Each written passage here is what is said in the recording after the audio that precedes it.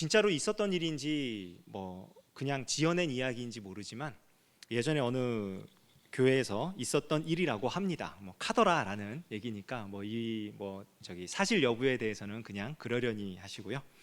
어떤 이제 시골 교회였던 것 같아요.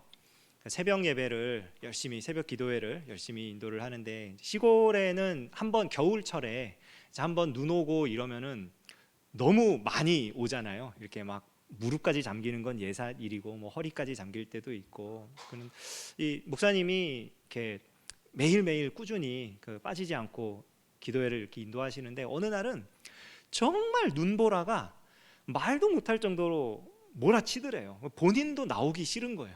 너무 나오기 싫어가지고 억지로 나왔는데 뭐 만신창이가 된 거죠. 막 엄청나게 이렇게 하니까. 그래서 아유, 오늘은 누가 오겠나, 이런 날은 오는 게 오히려 더 위험하고, 그러니까 다들 이제 아무도 안 오겠거니 하고, 이제 그래도 뭐 약속된 시간은 있으니까 가서 문 열고 이제 시간 땡 쳤을 때 아무도 안 오면은 빨리 집에 가야겠다 생각하고 이렇게 기다리고 있었대요. 아무도 오지 마라 이제 속으로 생각하면서. 근데 시간이 딱 예배 시간 5분 전이 됐는데 어느 권사님 한 분이 문을 탁 열고 들어오는 거예요. 그 눈보라를 뚫고 와가지고 문을 열고 딱 들어오니까 두 가지 마음이 교차를 하는 거죠. 우와, 정말 대단하다. 왜 왔지?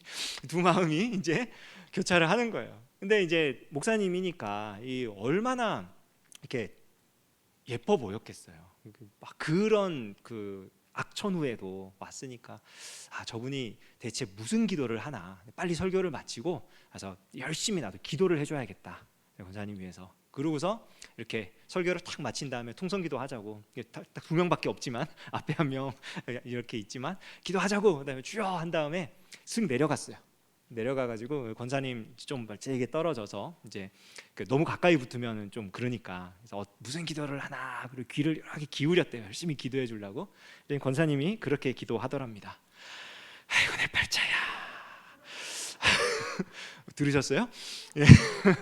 아이고 내 팔자야. 뭐 우스갯소리지만, 그러니까 안 나올 수가 없었다는 거죠.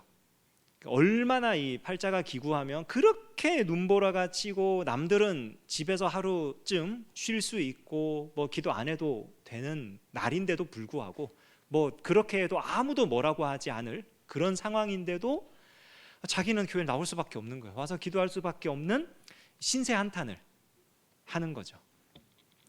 우리가 기도라고 할 때 기도 제목들이 어떻게 됩니까? 대부분 이야기 속에 나오는, 방금 이야기 속에 나온 그분하고 비슷하죠.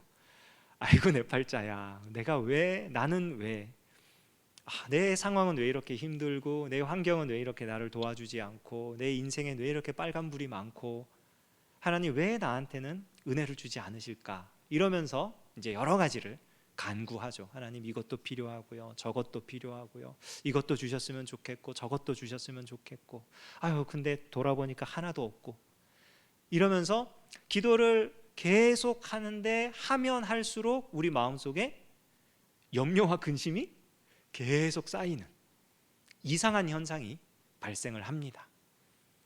대부분 그럴 거예요. 대부분. 오늘은 이 부분에 대해서 한번 생각을 해보려고 해요.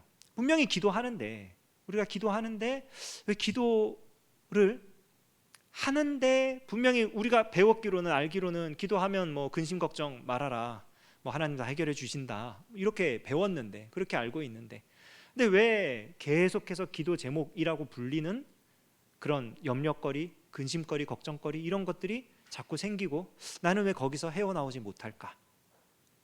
오늘 본문으로 읽었던 이 베드로전서는 베드로가 흩어져 사는 12지파에게 보낸 편지입니다. 흩어져 사는 12지파라고 하면 이제 그냥 유대인 12지파를 얘기하는 게 아니고, 이 베드로전서는 신약 성경 중에도 조금 늦게 쓰여진 성경이라고 알고 있습니다. 그러니까 이미 교회라고 하는 조직이 뭐 겉으로 드러난 건물과 어떤 그런 뭐 행정 체제와 이런 것들은 갖추어지지 않았더라도, 교회라고 하는 그런 공동체, 그런 모임, 이런 것들은 이미 다 알고 있고, 그러다 보니까 유대인들로부터는 그 유대인들이 전통적으로 믿고 따라왔던 율법을 파괴하는 그런 공동체, 또 로마 사람들로부터는 황제를 배척하며 로마의 질서를 위협하는 그런 이제 반정부 체제, 이런 그런 공동체, 이렇게 인식이 되던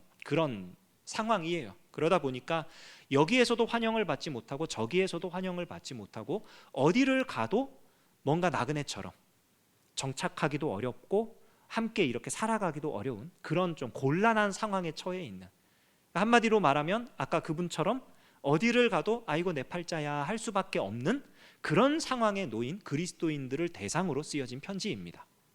그리고 특히 이제 이 베드로전서 5장은 그런 편지를 쭉 쓰면서 마지막으로 교회의 장로들과 교인들, 젊은이들에게 권면을 하는 내용을 마지막 권면으로 담고 그리고 마무리를 짓는 걸로 되어 있는데요. 베드로전서 5장 1절부터 11절까지의 이제 문맥 안에, 그 문단 안에 우리가 읽었던 6절, 7절이 포함되어 있어요. 그래서 일단 1절부터 11절까지의 문맥을 간단하게 말씀을 드리자면, 그 1절부터 4절까지는 장로들에게 하는 권면입니다. 요약을 하자면 하나님께서 기뻐하시는 대로, 하나님께서 원하시는 대로 기꺼이 순종하는 자세로 섬기기 위한 열정을 본으로 보여줘라, 성도들에게. 장로들에게 하는 권면이에요. 장로들이 일을 할 때 하나님께서 기뻐하시는 뜻에 따라 기꺼이 섬기기 위하여, 다른 어떤 목적이 아니라 내가 섬기는 것 그 자체가 내 삶의 목적인 것처럼 그렇게 살아가라는 거예요. 그러면서 그 삶으로 본을 보여줘라, 성도들에게, 젊은이들에게. 그리고 5절부터 11절까지는 이제 젊은이들에게 하는 권면인데 뭐라 그러냐면 너희도 이와 같이 장로들에게 순종하고, 이렇게 표현이 되어 있는데, 이와 같이라는 건 뭐냐면 앞서 말했던 1절에서 4절에 나오는 장로들이 살아가는 그 삶의 방식과 똑같은 모양으로 장로들처럼 살아가라. 하나님께서 원하시는 대로 기꺼이 순종하는 것을 나의 삶의 목적으로 삼아서 섬기는 그런 모습으로 순종을 해라 하면서, 이제 그에 대한 자세한 권면이 6절 7절이 기도이고요, 8절과 9절이 자기 절제와 깨어 있음, 근신과 경성이라고 하죠. 그렇게 이제 젊은이들에게 권면을 하는 겁니다. 그리고 10절과 11절은 4절과 마찬가지로 그러한 삶을 살아갈 때 하나님께서 영광의 관을 주실 것이다, 높여 주실 것이다 라는 약속을 해주는 그런 구조로 되어 있어요. 그런 구조 속에서 이제 6절과 7절 말씀에, 그러면은 교회의 이 젊은이들이라고 할 때 이거는 청년들을 얘기하는 게 아닙니다. 그리고 장로들이라고 했을 때 문법적으로 단어를 그냥 하면은 늙은이들이거든요. 근데 그게 나이 많은 사람과 나이 어린 사람들을 얘기하는 게 아니에요. 그러니까 교회의 지도자들과 그 지도를 따르는 성도들, 그러니까 한마디로 말해서 전 교회 모든 성도를 말하는 거예요. 그들에게 이렇게 살아라. 장로들에게는 기꺼이 순종의 본을 보여라. 그리고 젊은이들에게는 그 장로들처럼 살아가라. 그런데 두 가지 영역, 어디에서? 기도에서, 그리고 자기 절제하는 삶에서 그걸 보여라 라는 부분인 겁니다. 6절 7절이 이제 기도에 대한 거예요. 기도에 대한 건데, 나눠드린 종이를 보면은 그 이상한 언어가 쓰여 있습니다. 그렇죠? 그렇죠. 이게 뭔가 싶은 그런 이제 안에 쓰여 있는데, 이게 이제 그 신약 성경이 원래 기록된 헬라어를 그냥 써놓은 거예요. 헬라어 그 이제 뭐죠? 헬라어 성경으로 그냥 써놓은 건데 보시라고 써놓은 거고요. 그 이 6절 7절에 나와 있는 기도에 대한 권면 가운데 몇 가지 단어를 좀 중심으로 살펴보려고 해요. 왜냐면 이게 그냥 문장을 쭉 봤을 때 그냥 기도하면 되지 뭐라는 생각을 이렇게 할 수 있는데, 조금 더 자세하게 우리가 어떻게 기도하라고 지금 가르치는 것인지 성경을 조금 더 깊이 연구하기 위해서 제가 이런 좀 이제 헬라어를 좀 사용을 했습니다. 뭐 이것이 좀 불편하면은 죄송하고요. 뭐 잘난 척하기 위한 것은 아니고 그냥 이 부분을 조금 더 깊이 보려고 이렇게 있는 지식 없는 지식을 총동원해서 지금 사용을 하고 있는 것입니다. 6절에 나와 있는 그 6절 7절이 사실은 한 문장이에요. 우리는 이제 두 문장으로 되어 있는데 6절 7절이 한 문장이고요. 명령형 동사는 하나입니다. 그리고 그 명령형 동사를 수식하는 분사가 이제 하나가 또 나오는 거예요. 그래서 명령형 동사가 뭐냐면 겸손하라라고 하는 단어입니다. 타페이노세테라고 이제 써 있는 6절 맨 앞에 나와 있는 단어예요.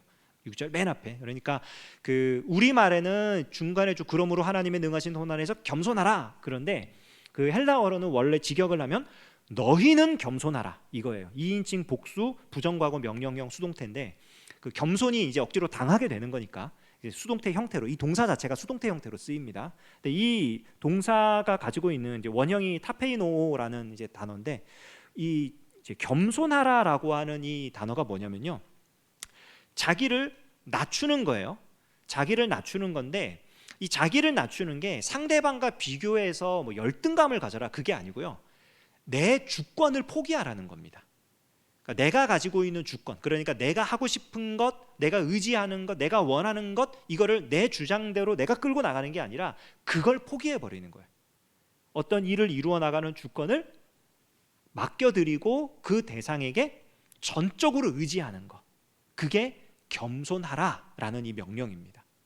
그러니까 여기 같은 경우에는 이 겸손하라가 그냥 그냥 어떤 불특정 대상에게 겸손하라가 아니라 하나님의 능하신 손 아래에서 겸손하라 이렇게 돼 있죠.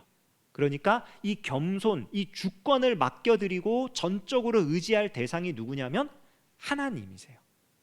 그리고 능하신 손이라는 표현이 나오는데 성경에서 손은 능력입니다. 능력, 권능.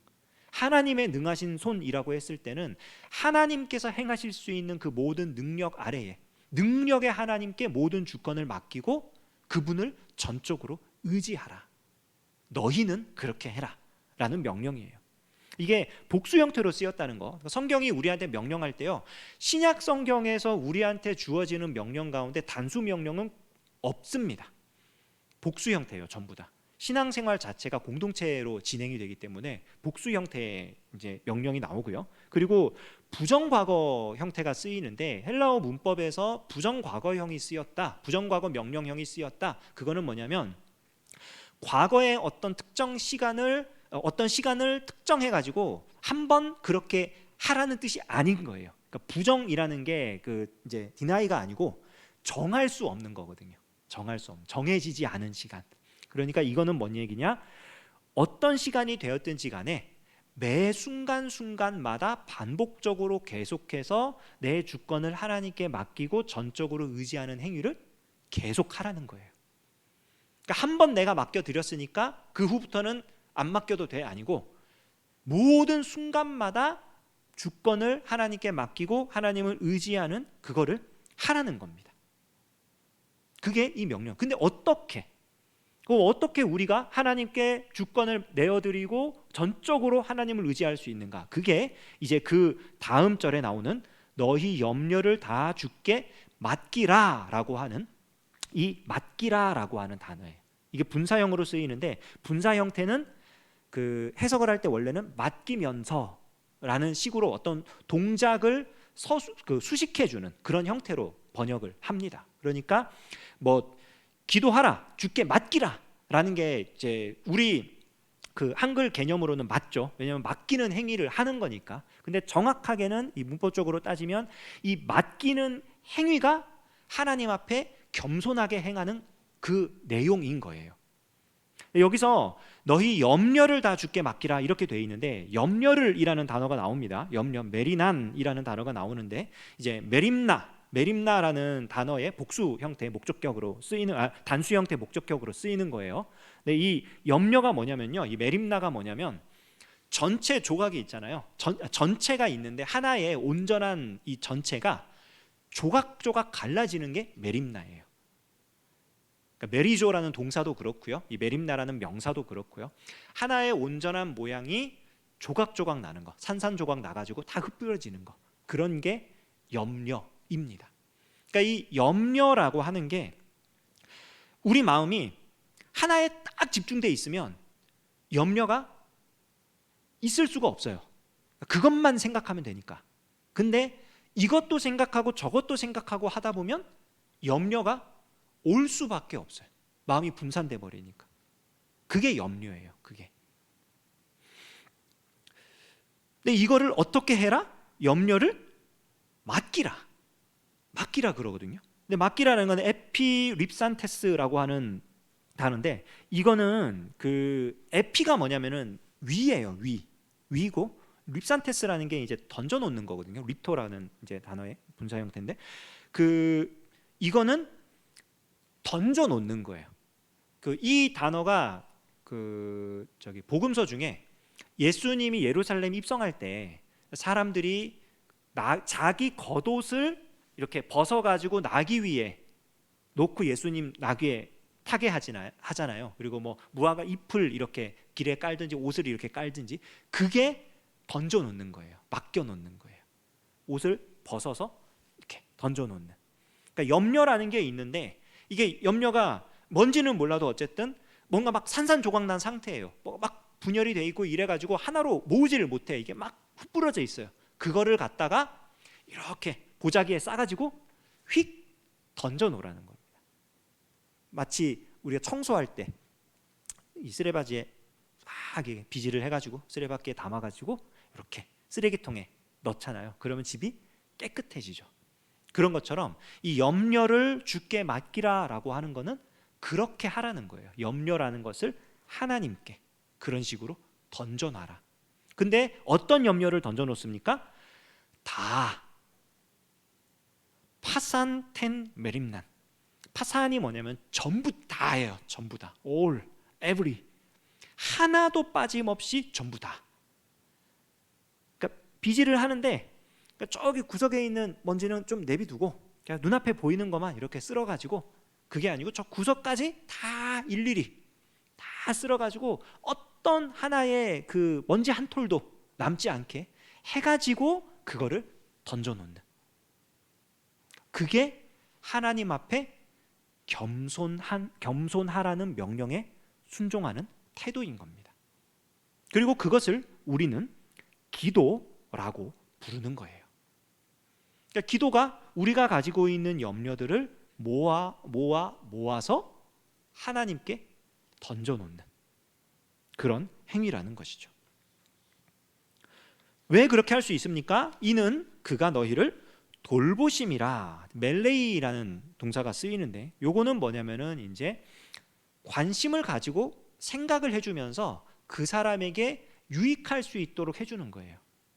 그러니까 단순히 그냥 생각만 하고 지나가는 게 아니고, 아, 어떻게 하는 게 저 친구에게 제일 좋겠구나 라고 생각을 하면서 돌보아주는, 그게 이제 멜레이. 그러니까 하나님께서 우리를 그렇게 돌봐주시기 때문에 우리가 갖고 있는 염려들을 전부 다 맡겨버릴 수 있다는 거죠. 이 모습을 가장 잘 발견할 수 있는 곳이 어디냐면은 초등학교 저학년이 있는 가정에서 발견할 수 있습니다. 초등학교 저학년 아이들의 특징 중 하나가 뭐냐면요, 학교에서 갔다 오면 걱정을 하기 시작합니다. 염려가 생겨. 선생님이 이거 하라 그랬어, 선생님이 이렇게 뭐 했어, 이러면서 막 걱정을 합니다. 그리고 그거를 어떻게 하느냐, 집에 와서 엄마한테 얘기를 해요. 엄마 뭐 어떻대, 엄마 이거 어떻게 해야 돼, 엄마 나 어떻게 해? 그러면 무슨 일이 생기느냐, 놀랍게도 그 아이는 그 이후부터 걱정할 필요가 없어져요. 엄마가 다 해줘요. 모든 문제가 해결이 됩니다. 그게 돌보는 거예요. 그 저희 둘째가 뭐 저학년은 아니에요. 6학년인데 이제 내년에 벌써 중학생이 되는데, 학교에서 뜨개질 숙제를 냈나 봐요. 뜨개질을 코바늘로 이렇게 뜨개질을 하는. 그런데 이 친구가 뭐 열심히 합니다. 열심히 집에서 이렇게 하다가 너무 힘들었나 봐요. 팔에 근육통이 생겼대요. 너무 열심히 해가지고. 그러면서 이제 엄마한테 SOS를 청한 거죠. 좀 도와달라고. 그래서 이제 제 아내가, 그 아이의 엄마가 이제 딱 그거를 도와주려고 시도를 했어요. 시도를 해서 이제 먼저 방법을 학교에서 요구하는 방법대로 해야 되잖아요. 내가 아는 대로 하면 안 되잖아요. 그러니까 어떻게 하는 거냐, 그다음에 그 요즘 뜨개질도 시대에 따라 뭐 방법이 다르다 그러대요. 그래서 그 아이가 하는 방법을 이제 제 아내는 처음 본 거예요. 이런 식으로 뜨개질 할 수 있어? 이러면서 신기해하면서 했습니다. 했는데 결과물을 딱 봤더니 우리 아이가 더 잘한 거예요. 그래서 그 아이가 그 다음부터 안 맡기더라고요. 정말로 엄마는 믿을 수 없어, 엄마한테 맡길 수 없어 이러면서 자기가 그냥 열심히 하고 있어요. 막 팔에 근육도 생긴다 이러면서 그냥 막 하고 있어요, 열심히. 뭐 결과는 어떨지 모르겠지만, 그러니까 하나님께 맡겨버린다라고 했을 때는요, 이와 정반대의 현상이 일어나는 거죠. 하나님이 내가 걱정하고 내가 힘들어하는 것들을 더 잘 해결해 줄 수 있으니까, 그러니까 내가 갖고 있는 염려와 근심들을 던져 놓을 수 있는, 기도라는 게 그런 거예요. 그러니까 그게 안 되면 우리 안에 염려와 근심이 사라지질 않는 겁니다. 그러니까 기도가 하나님의 주권을 인정하고 하나님을 의지하면서 그 하나님께 다 던져놔야 되는데, 기도하러 왔어요. 기도하러 와서 이제 기도 제목을 다 생각을 해보니까 이것도 걱정거리, 이것도 근심, 이런 것들이 있는 거예요. 그래서 기도를 합니다. 하나님, 이거 문제인데요. 이거 빨리 해결돼야 되는데요. 하나님, 이거 어떡합니까? 이러고 있는데 하나님이 그 문제들을 받아가지고 나보다 더 나한테 유익하게 해주실 수 있다는 걸 못 믿는 거예요. 그러니까 기도를 열심히 하고 가지만 맡겨놓지 않고 가는 거예요. 열심히 막 쓰레기를 모아가지고 쓰레기밖에 딱 담은 다음에 하나님 어쩌고 그리고 쓰레기통에 딱 둬야 되는데 그냥 다시 바닥에 탁 털어놓고 가는 거예요. 그러면 돌아보면 다시 거기에 염려, 근심, 걱정이 가득한 거죠. 이와 비슷한 내용을요, 그러니까 우리가 기도로 하나님께 맡겨드려야 한다라는 내용을 베드로만이 아니고 사도 바울도 이야기를 합니다. 빌립보서 4장 6절 7절 말씀을 보면요, 아무것도 염려하지 말고 다만 모든 일에 기도와 간구로 너희 구할 것을 감사함으로 하나님께 아뢰라. 그리하면 모든 지각에 뛰어난 하나님의 평강이 그리스도 예수 안에서 너희 마음과 생각을 지키시리라. 이런 말씀을 줍니다, 우리에게. 그러니까 여기도 얘기를 하죠. 아무것도 염려하지 말고 다만 모든 일에 기도와 간구로 너희 구할 것을 감사함으로 하나님께 아뢰라. 하나님께 아뢰라는 거예요. 어떤 염려가 있을 때, 문제가 생겼을 때 기도하라. 베드로의 말과 똑같은 겁니다. 모든 염려를 다 하나님께 맡겨버려라. 그래서 하나님 앞에 겸손함을 보여줘라. 주권이 하나님께 있음을, 내가 하나님을 전적으로 의지하고 있음을 보여줘라. 이 얘기나 모든 일에 염려하지 말고 하나님께 간구해라, 아뢰라 라는 것과 똑같은 명령이에요. 그런데 베드로는 이렇게 했을 때, 왜냐하면 하나님이 너희를 돌보시기 때문이다 이렇게 얘기를 했잖아요. 바울은 이거를 다른 표현을 써요. 그리하면 모든 지각에 뛰어난 하나님의 평강이 그리스도 예수 안에서 너희 마음과 생각을 지키시리라 이렇게 얘기를 합니다. 자, 염려가 있어요. 그래서 하나님께 아뢰었어요. 그러면 어떻게 돼야 됩니까? 우리에게 염려를 가져다 주는 문제가 해결돼야죠. 그러면 그렇게 생각했을 때, 자, 아무것도 염려하지 말고 블라블라 하나님께 아뢰라. 그리하면 염려거리가 사라질 것이다. 그리하면 문제가 해결될 것이다. 그리하면 상황이 바뀔 것이다. 이렇게 나와야 정상이잖아요. 그런데 그러지 않아요.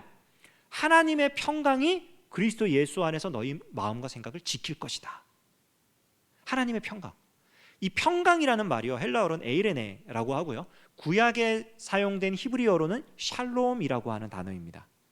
근데 이 평강이, 우리는 이 평강하면 그냥 근심 걱정 없는 마음 상태, 이걸 생각하잖아요. 우리의 어떤 정신적인 상태나 어떤 그런 이제 심적인 상태를 생각을 하는데, 평강이라는 단어는요, 성경에서 온전한 하나를 이루는 거를 얘기를 해요. 아까 염려가 뭐라 그랬죠? 전체에서 분열돼 나가는 거, 산산조각 나는 거. 근데 평강은 정반대로 이 부서진 모든 조각들이 온전한 하나가 되는 게 평강이에요. 그러니까 하나님의 원래 질서에 맞추어서, 하나님의 원래 계획과 원래 뜻에 맞추어서 하나님이 의도하신 바대로 모든 것들이 순조롭게 진행되어가는 그 모습, 그 상태, 그게 평강이에요. 샬롬 에이레네. 모든 지각에 뛰어난 하나님의 평강이라고 하는 건 뭐냐면, 이 모든 지각에 뛰어나다, 이게 뭐냐면 우리가 알 수 없는 일이라 할지라도, 우리가 이해할 수 없을지라도, 우리의 지식의 한계를 넘어선, 이성의 한계를 넘어선 하나님의 평강이, 온전케 하시는 그 역사가, 모든 부분이 다 흩어지고 깨어지고 산산조각 났던 그것들이 다시 모여서 온전한 하나를 이루게 하는 그 하나님의 역사가 우리 마음과 생각을 지켜주실 것이다. 하나님을 기대하고 기도하며 기다릴 수 있게 해줄 것이다. 이 말이에요. 이제 이 말씀들을 가지고 구체적으로 세 가지만 생각을 해보세요. 그럼 이 얘기가 뭐냐? 우리가 기도하면서 염려와 근심을 가지고 기도하러 나왔을 때 우리의 모습을 보면서, 이 말씀을 보면서 우리가 어떻게 이것을 적용할 수 있을 것이냐. 첫 번째로 생각할 수 있는 건 뭐냐면은, 우리가 이 염려와 근심들을 하나님께 맡기는 기도를 정말로 했을 때요, 우리가 경험할 수 있는 가장 큰 은혜는 뭐냐면, 하나님께서 돌보고 계시다는 것을 경험할 수 있다는 거예요. 하나님께서 돌보고 계신다. 그런 거 있죠. 우리가 정말 슬픈 일이 있고 너무 답답한 일이 있어서 기도하러 나왔을 때 정말 말도 안 나오고 눈물만 터져 나올 때가 있죠. 너무 속상해가지고 그냥 울어요. 근데 신기하게 정말 뭐 한마디도 제대로 못한 것 같고, 뭔가 뭐 하나님한테 약속도 못 드렸고, 하나님 뭐 해주면 이렇게 할게요, 뭐 서원도 못한 것 같고, 그런데 정말 눈물 콧물 다 쏟고 가면 이상하게 마음이 편할 때가 있어요. 상황은 하나도 해결이 안 됐어. 똑같아. 근데 그냥 나와서 울부짖고 가기만 해도 뭔가가 좀, 이게요 그냥 단순히 심리적인 어떤 자기 최면이 아닙니다. 한바탕 쏟아내면요, 하나님이 토닥거려 주시는 걸 경험하는 거예요. 자녀들 양육할 때, 특히 이제 어린 자녀들이 있는 경우에, 옛날에 우리 한국 사회에서는 전통적으로 우는 거를 되게 창피하게 여겼잖아요. 특히 남자아이들이 뭐 잘못해서 혼을 내고 이러면 막 뭘 잘했다고 울어. 그러면 막 이제 더 혼내고, 또 울지도 않고 가만히 있으면은 뭐 이렇게 그렇게 뻗이기고 있냐고 이러면서 정말 혼란스럽게 만드는, 그러니까 울지도 못하고 웃지도 못하고 뭐 어떻게 할 수도 없는 그런 상황을 만드는 게 이제 그런 전통적인 교육 방식이었는데, 요즘에는 애들이 울면요 울도록 내버려 두라 그래요. 그 울음이라는 게 정말 이제 북받쳐 오르는 슬픔, 어떤 그런 감정의 한계선을 넘어서서 표현되는 거거든요. 근데 그거를 울지 않고 참잖아요. 그 감정이 쌓여서 반드시 나중에 터집니다. 이게 어떻게 터지는지는 사람마다 달라요. 어떤 사람은 그게 쌓여가지고 우울한 기질로 나올 수도 있고요. 어떤 사람은 쌓여서 반사회적인 경향으로 나올 수도 있고요. 어떤 사람은 쌓여서 뭐 이상한 행동을 할 수도 있고요. 근데 그거를 털어버리잖아요. 그 감정이 올라올 때 울어서 흘려보내잖아요. 그러면은 적어도 쌓이진 않아요. 물론 그 북받쳐 오르는 감정을 막 이렇게 쏟아내고 하는 거를 앞에서 보고 있는 부모 입장에서는 힘듭니다. 자녀들이 그렇게 울 때 그거를 받아주고 아이의 울음이 그칠 때까지 기다려준다는 게 쉽지는 않아요, 정말로. 근데 그렇게 하고 나면 되게 신기한 게 뭐냐면요, 아이 입장에서 그렇게 쏟아내고 나면 감정이 해소가 돼요. 아, 그래도 우리 부모님이 나를 돌봐주고 있구나. 그 토닥거림을 경험하게 돼요. 그러니까 우리가 하나님께 염려와 근심을 쏟아놓는다 라고 했을 때, 문제 자체가 해결돼, 어떤 염려 근심을 야기하는 어떤 이 원인이 되는 이 문제가 해결되는 자체보다 더 큰 은혜가 뭐냐면, 하나님이 우리를 돌보고 계시다, 만져주고 계시다, 적어도 내가 울 때 내 눈물을 기다려주고 계시다, 눈물이 그칠 때까지. 그거를 경험할 수 있다는 거예요. 두 번째로, 우리가 이렇게 하나님을 경험하잖아요. 그러면은 힘을 얻어요. 기댈 구석이 있다는 걸 확신하게 돼요. 그래서 어떻게 되냐면요, 가던 길을 꿋꿋이 계속 갈 수 있습니다. 산상수훈에도 보면 애통하는 자는 복이 있나니 하면서 저희가 위로를 얻을 것이며 이렇게 얘기를 하잖아요. 막 정의를 갈망하고 슬픈 일을 당하고 막 힘들고 그런 사람들 있단 말이에요. 근데 만약에 그런 상황에서 누군가 나를 돌봐주는 사람도 없고 내가 홀로 있어야만 하고, 그러면 정말 쓰러집니다. 가던 길을 멈출 수밖에 없어요. 하지만 누군가가 나의 슬픔을 공감해주고 들어주고 내 옆에서 다독여주고 하면은 그 길을 갈 수 있어요. 힘들고 어려워도 할 수 있는 거죠. 그러니까 우리가 하나님께 근심을 맡겨드린다, 염려를 맡겨드린다, 하나님께 기도한다 라고 했을 때는요, 우리가 그 과정을 통해서 한 걸음 한 걸음 앞으로 나아가는 겁니다. 하나님의 돌보심을 경험하면서. 근데 이게 마지막으로 한 가지 더 생각해 볼 수 있는 게 뭐냐면요, 우리가 그렇게 기도를 하는데 그럼에도 불구하고 염려가 그치지 않는다, 그럼에도 불구하고 다시 근심이 있고 걱정거리가 남는다, 그럴 때는 이거는 좀 조심스러운 말이긴 하지만 나 자신에 대해서는요, 스스로에 대해서는 어떻게 판단을 하셔야 되냐면, 그게 나의 우상이구나 판단을 하시면 됩니다. 하나님께 맡겨야 되는데 못 맡기는 거예요. 하나님께 주권을 내어드리고 전적으로 의지를 해야 되는데 그 부분에 있어서는 그게 내게 되어야만 하는, 그런 의미에서 그것이 나의 우상이 되어버리는 거예요. 저희가 이 금요기도회 시간에 나누는 기도하면 달라집니다 라는 책에 나와 있는 예화입니다. 스토미 오마샨이라는 어떤 영성가가 있대요. 가정사역도 하시고 이런 분인데, 이분에게 이제 자녀가 지금 말한 우상처럼 이렇게 여겨지게 된 거예요. 그러니까 자녀를 막 받들어 가지고 막 이게 아니고 항상 불안한 거예요.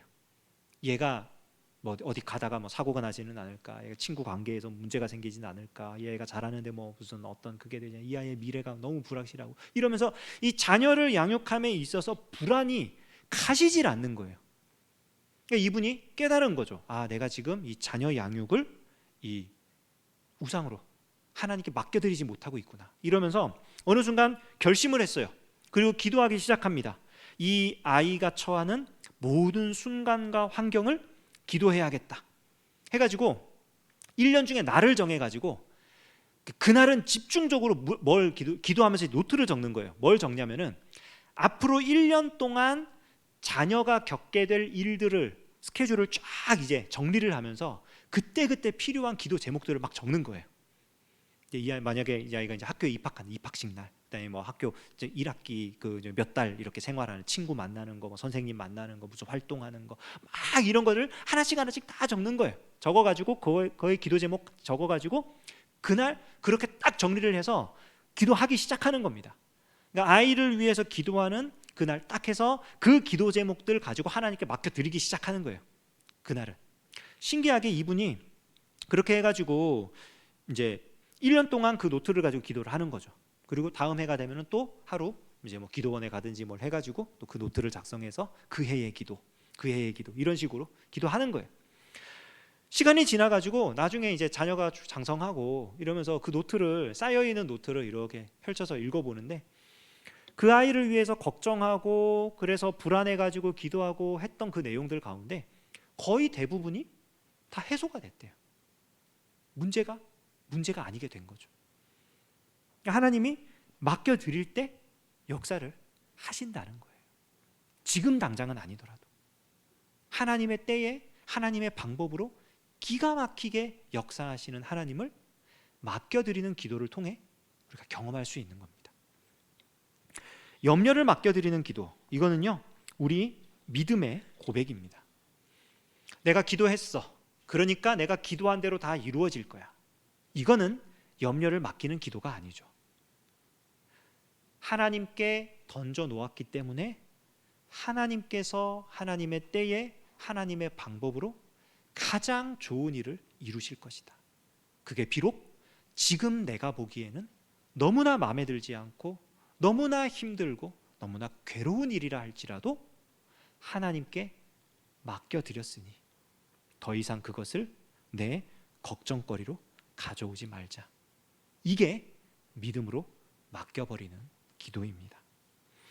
우리의 상황과 문제들이 우리가 원하는 대로 변하거나 해결되거나 그러지 않는다 할지라도 우리 하나님께서 때에 따라 가장 선한 역사를 이루심을 우리가 확신을 하고, 우리가 가지고 있는 여러 가지 염려와 근심들, 그러한 문제들을 우리 하나님께 맡겨드리고 하나님의 역사를 기대하며 기다리며 기도할 수 있는 저와 여러분 되시기를 주님의 이름으로 축원합니다.